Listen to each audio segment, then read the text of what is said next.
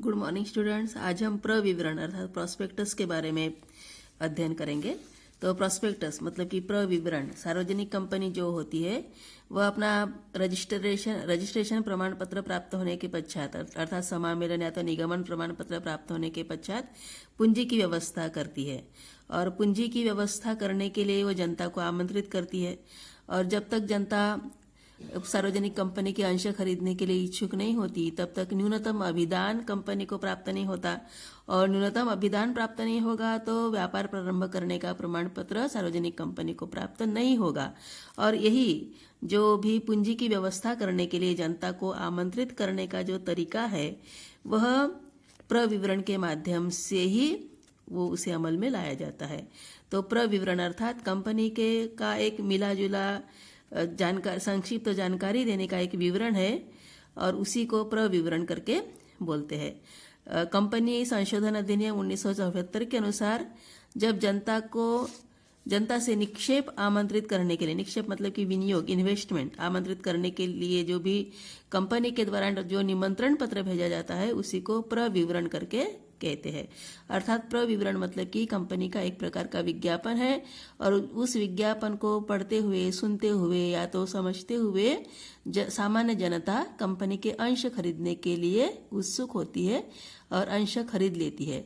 और कंपनी के अंश अगर जनता खरीदती है तो उसी माध्यम से कंपनी के पास न्यूनतम अभिदान की राशि जो व्यापार प्रारंभ करने के प्रमाण पत्र के लिए आवश्यक है प्रवर्तक को, वह रकम प्राप्त हो जाती है। तो इस प्रकार का ये प्रविवरण तीसरा नंबर का प्रलेख है जो प्रवर्तक को आवश्यक होता है कंपनी के निर्माण के संबंध में। तो जब तक ये प्रविवरण प्रकाशित नहीं होगा, विज्ञापन प्रकाशित नहीं होगा, तब तक जनता कंपनी के बारे में अनभिज्ञ रहेगी, कंपनी के बारे में जनता को जानकारी नहीं रहेगी, और इसीलिए प्रविवरण का प्रकाशन करना पड़ता है सामान्य जनता को सूचना देने के लिए। तो अभी इसकी परिभाषा देखते हैं। तो प्रविवरण या तो प्रविवरण पत्रिका से आशय ऐसे विवरण पत्र, सूचना, परिपत्र, विज्ञापन या तो अन्य प्रलेख से है जो एक निगमित संस्था, निगमित मतलब कि रजिस्टर्ड संस्था के अंश या तो ऋण पत्र को क्रय करने के लिए जनता से प्रस्ताव आमंत्रित करता है। तो प्रविवरण के माध्यम से जनता को कंपनी के अंश या तो ऋण पत्र को क्रय करने के लिए एक प्रकार का प्रस्ताव डाला जाता है, तो उसी को ही प्रविवरण करके बोला जाता है। अब ये प्रविवरण के लक्षणों पर ध्यान दोगे। प्रविवरण के लक्षण में पहला लक्षण है ये एक प्रलेख है, अर्थात एक प्रकार का प्रपत्र है प्रविवरण। यह लिखित होता है, इसके विभिन्न रूप होते हैं। यह जनता के लिए एक प्रकार का प्रस्ताव होता है, प्रपोजल होता है, प्रस्ताव को प्रपोजल करके बोला जाता है। और निर्गमन अनिवार्य होते हुए भी विशिष्ट दशाओं में छूट का प्रावधान दिया जाता है। अर्थात प्रविवरण प्रकाशित करना अनिवार्य है, फिर भी कुछ दशाओं में प्रविवरण प्रकाशित करना उतना अनिवार्य नहीं होता। प्रविवरण के जगह पे स्थानापन्न प्रविवरण को प्रकाशित किया जाता है, जिसका अध्ययन आगे करने वाले हो। तो इस प्रकार से ये प्रविवरण के लक्षण है। अब इसकी आवश्यकता, प्रत्येक जो सार्वजनिक कंपनी है उसको ये विवरण पत्रिका तैयार करनी पड़ती है और इसका प्रकाशन करना पड़ता है। यदि कोई सार्वजनिक कंपनी मतलब कि पब्लिक कंपनी प्रविवरण प्रकाशित नहीं करती है तब उसे स्थानापन्न प्रविवरण तैयार करना पड़ता है और पंजीयक के पास संदर्भ हेतु रिकॉर्ड के लिए भेजना पड़ता है। तो इस प्रकार से ये प्रविवरण प्रकाशित करने की आवश्यकता है ही, अनिवार्यता है। और अगर नहीं कर रहे हो आप ये इसको तैयार, तो आपको स्थानापन्न प्रविवरण प्रकाशित करना पड़ेगा। अभी ये प्रविवरण में क्या बातें दी जाती है उस पर ध्यान देते हैं। तो प्रविवरण के में सबसे पहले तो कंपनी का उद्देश्य का विवरण है ये। इसमें जो पार्षद सीमा नियम में जिन जिन सदस्यों ने हस्ताक्षर किए थे उन्हीं हस्ताक्षरकर्ताओं के नाम, पते, इनका विवरण होता है।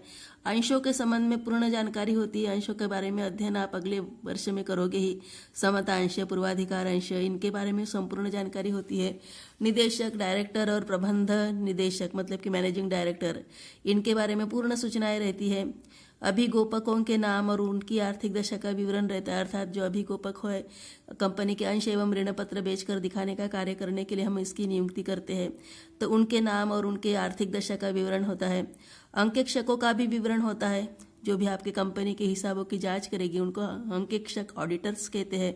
उनके नाम, पते, इनकी भी जानकारी रहेगी। क्रय की जाने वाली संपत्ति उनका विवरण रहेगा। विक्रेताओं के नाम, पते, इनका भी विवरण रहेगा। प्रत्येक महत्वपूर्ण जो संविदाएं हैं उनकी तिथि, उनके पक्षों के नाम, पते, इनका विवरण रहेगा। प्रवर्तकों को प्रदत्त लाभ की राशि, प्रारंभिक व्यय की राशि, इनका उल्लेख भी प्रविवरण में रहता है। अधिनियम की द्वितीय अनुसूची के भाग 2 में अंकेक्षक एवं लेखापालों का प्रतिवेदन मतलब की रिपोर्ट भी होती है, उनके द्वारा जो भी सूचनाएं हैं वो भी सूचनाएं यहाँ पे दी जाती है। साथ में द्वितीय अनुसूची के भाग 3 में विशेषज्ञों के मतों का भी विवरण होता है। तो अर्थात यदि किसी को विज्ञापन करना है तो उस विज्ञापन के लिए आप अन्य व्यक्तियों की राय आपके बारे में क्या है, कंपनी के बारे में क्या है, उसके भी बारे में सूचना देते हो। तो ये सभी सूचनाएं प्रविवरण में रहती है और इसीलिए प्रविवरण को कंपनी का अत्यंत महत्वपूर्ण प्रलेख माना जाता है। कंपनी की समस्त जानकारियां इसमें संक्षिप्त में दी जाती है। तो इस प्रकार से प्रविवरण में दी जाने वाली बातें हैं।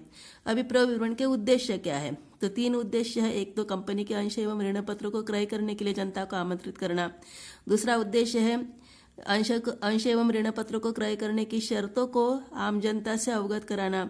और तीसरा उद्देश्य है कंपनी के उत्तरदायित्वों को निदेशक बोर्ड स्वीकार करते हैं, इस घोषणा से आम जनता को भी अवगत कराना।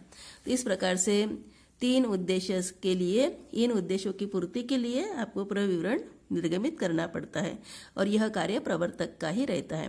अभी प्रविवरण निर्गमन करना अनिवार्य है कि नहीं उसके बारे में है। तो प्राइवेट कंपनी, निजी कंपनी, उनको प्रविवरण पत्र निर्गमन करना आवश्यक नहीं होता और एक अंश वाली पब्लिक कंपनी को प्रविवरण निर्गमित करना आवश्यक है, क्योंकि प्रविवरण के बिना पूंजी की प्राप्ति नहीं की जाती। और धारा 56 के अनुसार पब्लिक कंपनी को प्रविवरण निर्गमन करना आवश्यक नहीं है, उस जगह पे वह स्थानापन्न प्रविवरण का भी प्रकाशन कर सकती है। तो इस प्रकार से ये प्रविवरण निर्गमन करना अनिवार्य है कि नहीं है, इसके बारे में सूचना। फिर उसके बाद प्रविवरण में भूल, असत्य कथन या तो कपट के परिणाम।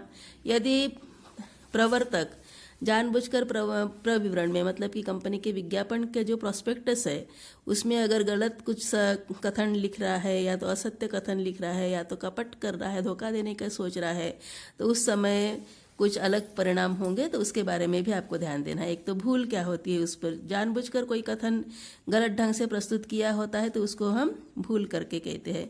और अगर ऐसा होता है तो उस समय प्रत्येक भूल करने वाले व्यक्ति को 5,000 रुपये तक का आर्थिक दंड और कोई भी व्यक्ति जिसने प्रविवरण का विश्वास कर संविदा किया है और संविदा भंग कर सकता है तो वह हानि के लिए क्षतिपूर्ति प्राप्त कर सकता है।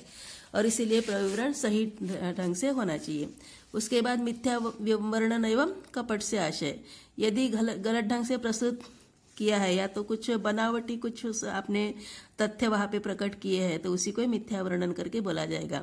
तो उसके लिए भी कुछ प्रावधान रहेगा, सजाओं का प्रावधान रहेगा, क्योंकि प्रविवरण जो है कंपनी का एक दर्पण होता है जिसे देख और पढ़कर ही कंपनी की वास्तविक स्थिति का बोध होता है और जनता इन प्रकाशित तथ्यों को सत्य मानकर अंश पूंजी क्रय करने का विचार करती है।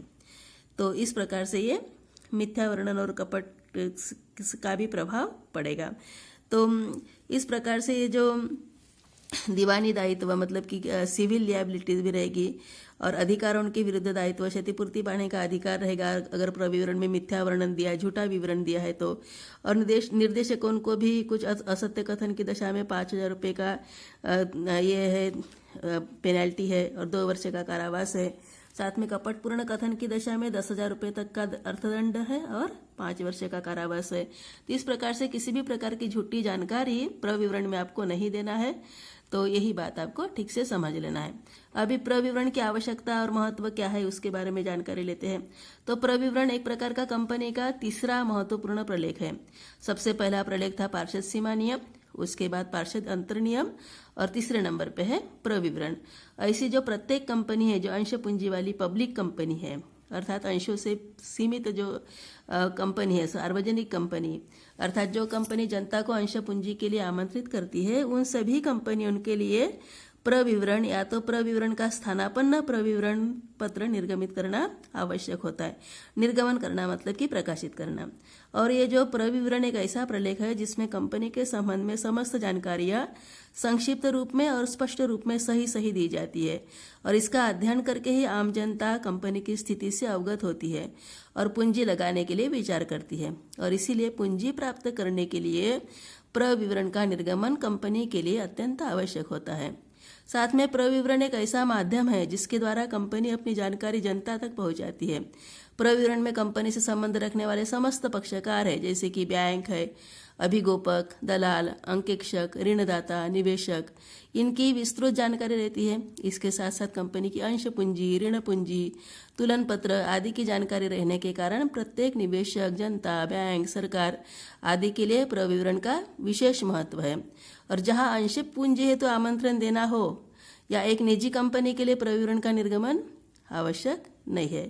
तो अर्थात यहाँ पे पूंजी के लिए आमंत्रित नहीं करना है आपको। आपके पास सफिशिएंट पूंजी है तो आप प्रविवरण प्रकाशित नहीं करोगे। और निजी कंपनी की अगर आप स्थापना कर रहे हो तो भी आपको प्रविवरण प्रकाशित करने की आवश्यकता नहीं है, क्योंकि निजी कंपनी जो है वहाँ पे पूंजीपति वर्ग ही निजी कंपनियों की स्थापना कर रहे हैं, और इसी कारण से उनको जनता को अंश पूंजी खरीदने के लिए या तो उनके द्वारा अपने कंपनी में निवेश करने के लिए आपको उनको आमंत्रित करने की आवश्यकता नहीं पड़ती। अभी ये प्रविवरण आपको समझ में आ गया होगा। फिर भी प्रविवरण को और भी अच्छी तरह से समझने के लिए, जैसे कि आप स्कूल में एडमिशन लेते हैं तो वहाँ पे आपके पास एक दैनिक डायरी रहती है, तो उसी को ही क्या बोला जाएगा, स्कूल का प्रॉस्पेक्टस बोला जाएगा। तो जो भी विद्यालय की विवरणिका रहती है, प्रॉस्पेक्टस रहती है, तो उसमें आपके स्कूल के बारे में पूरा प्रवेश फीस, स्टाफ के बारे में, अध्ययन व्यवस्था या तो जो भी अनुशासन के नियम, ये सभी की जानकारी होती है। और उसी प्रकार से ही कंपनी के प्रविवरण में कंपनी की सभी आवश्यक जानकारियों का समावेश किया जाता है। और प्रविवरण के रूप में कंपनी के विज्ञापन का मुख्य उद्देश्य क्या होता है, प्रस्तावित कंपनी निवेशकों की रुचि जागृत करना और कंपनी के अंश, शेयर मतलब कि अंश एवं ऋणपत्र क्रय करने की प्रेरणा देना है। और यही कारण है कि कंपनी के निर्माण में प्रविवरण का निर्गमन एक अत्यंत महत्वपूर्ण कार्य माना जाता है।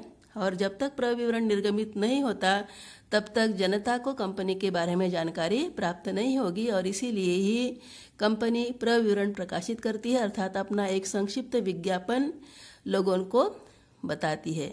और जनता उस विज्ञापन को पढ़कर, सुनकर कंपनी के अंश खरीदने के लिए उत्सुक होती है। और वही कंपनी के अंश अगर जनता खरीदती है तो कंपनी को न्यूनतम अभिदान की राशि, अर्थात जो भी कम से कम जो पूंजी आवश्यक होती है, जो धन आवश्यक होता है कंपनी की स्थापना के लिए, वह धन प्राप्त हो जाता है। और इसी धन के माध्यम से यही प्रत्यक्ष पुरावा देकर आप अपना व्यापार प्रारंभ कर सकते हैं, अर्थात कंपनी का निर्माण उस समय से हो जाता है।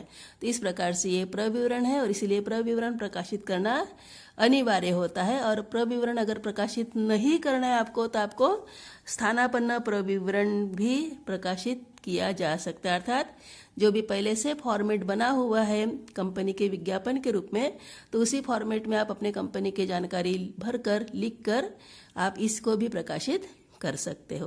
तो इस प्रकार से ये प्रविवरण का प्रकाशन, प्रविवरण तीसरा महत्वपूर्ण प्रलेख आपको अपने कंपनी के निर्माण के लिए आवश्यक है, और इसको रजिस्ट्रार के पास पेश करना पड़ता है। तो इस प्रकार से प्रविवरण की जानकारी आपको समझ में आ चुकी होगी।